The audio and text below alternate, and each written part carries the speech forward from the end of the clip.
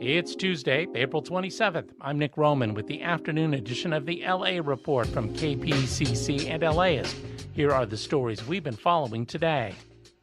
Every day, I check the state of California's Blueprint for a Safer Economy website to see which county is about to drop down on the state's color-coded tier system that determines which businesses can reopen and how many people can come inside. Well, today, for the first time ever, LA County's coronavirus numbers finally met the standards for the yellow tier. That is the lowest tier on the list. First was the positivity rate, the rate of coronavirus tests that come back positive. The standard is 2%. LA County's is 0.9%.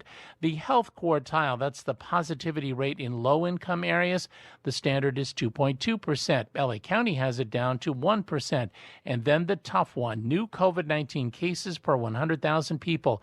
The standard is 2.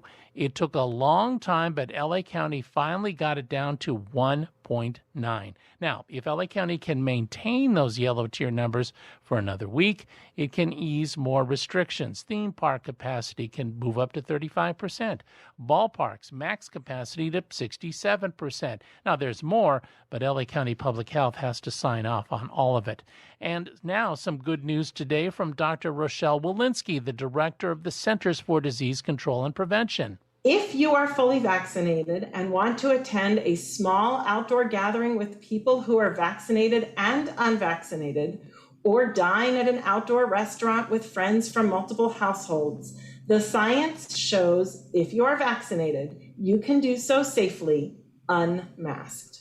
That's right. No more face mask outside if you're fully vaccinated. Now, there are a few qualifiers in there. The CDC says you should still put your face mask on when you're outside in a crowd, like at a big ballpark or a concert. And when you're inside, it's face masks again. Minutes after the CDC face mask announcement, Governor Gavin Newsom said California would revise its guidance to match it. LA Unified is bringing middle school and high school students back to classrooms this week. First to return today, grades 6 through 9. KPCC's Kyle Stokes says school administrators insist they're ready for the older kids to come back, even if only a few students show up. Stacy Takamoto was Zooming with her 6th graders from her classroom Monday morning at Fleming Middle School in Lomita. So you guys have to set your alarm a half hour earlier. Takamoto's students can now join her on campus after a year online. And with that change, a visitor is dropping in to wish them all luck, Superintendent Austin Buettner. But good morning, welcome. We look forward to seeing you back in school soon, all right? Okay. Thank you. Bye. We are ready. We really are, and it's the right time. That's Fleming Principal Heather Caruza. Middle and high schoolers across LAUSD who return to campuses will still attend classes via Zoom, just from a desk on campus. So faced with this choice... Do I stay on Zoom at home where I can go to the fridge and not wear shoes? Or do I get ready and get dressed and come to school and, sit in my class in Zoom? Many are staying at home. Like a lot of schools, Caruza only expects about a quarter of Fleming students to return this week. But Buettner says some students just need a place to go. You'll have a reliable internet connection. You'll have lunch provided for you. And you'll be safe all day so your family can be at work. Though officials have acknowledged the Zoom in a room setup is not ideal. Covering education, I'm Kyle Stokes.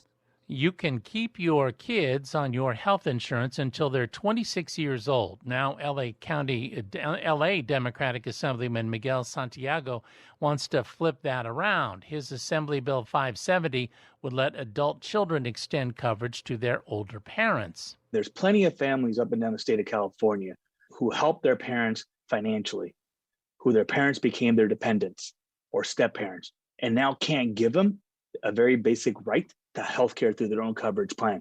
And this is critical. It's the humane thing to do.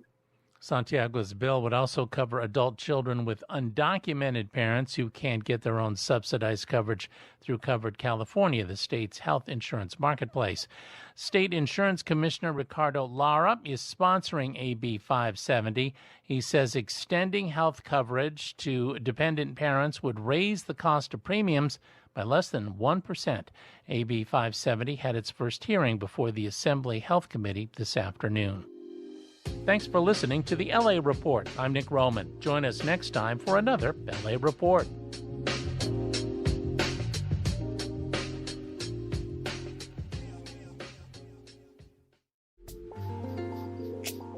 This program is made possible in part by the Corporation for Public Broadcasting, a private corporation funded by the American people.